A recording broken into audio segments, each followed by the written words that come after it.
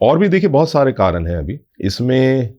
एक जैसे हमारे देश में अगर हम बात करें एंटीबायोटिक्स का मिसयूज हमारे यहाँ इन एंड आउट होता है बेसिकली, ठीक है। और बच्चों को, आप छोटे बच्चों को देखिए, बचपन में जरा सा कुछ हुआ नहीं कि अरे एंटीबायोटिक दे दीजिए, खुद से दे देते हैं कुछ बिना पूछे भी। हाँ बिल्कुल। मोस्ट ऑफ द इन्फेक्शंस जो बचपन में हो रहे होते हैं, 70 to 80% जो इन्फेक्शंस होते हैं वो वायरल होते हैं।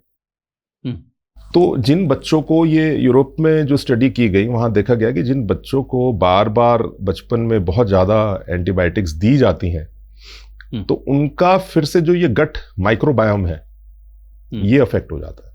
ये अफेक्ट होता है तो हमारी इम्यूनिटी जो है वो गड़बड़ा जाती है, और उससे इन लोगों को एस्थमा होने की पॉसिबिलिटीज ज़्यादा होती हैं। और इस स्टडी के बाद वहाँ कुछ यूरोपियन कंट्रीज में इस चीज़ को रिस्ट्रिक्ट किया गया है कि बचपन में बहुत ज़्यादा एंटीबायोटिक्स और ये सब ना दी जाए, बेसिकली अननेसेसरी ना दी जाए।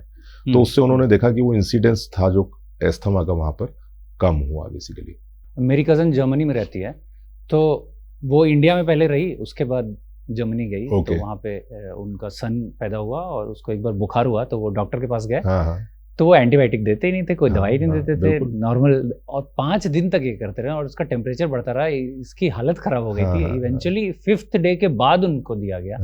तो वो भी बता रही थी कि इंडिया में इतनी आसानी से दे दिया जाता है और हम लोग खुद भी ले लेते हैं, बट वहाँ पे बहुत स्ट्रिक्ट है कि एंटीबायोटिक रेजिस्टेंस भी हो जाता है। वो भी एक बहुत बड़ा इशू है। देखिए ये सब कंट्रीज में ना ओवर द काउंटर आप एंटीबायोटिक्स नहीं खरीद सकते until and unless they are prescribed by some doctors। और इंडिया में तो क्या है कि यहाँ आप जाइए, कोई भी एंटीबायोटिक खरीद के आप खा सकते हैं, कोई रोक टोक नहीं है बेसिकली।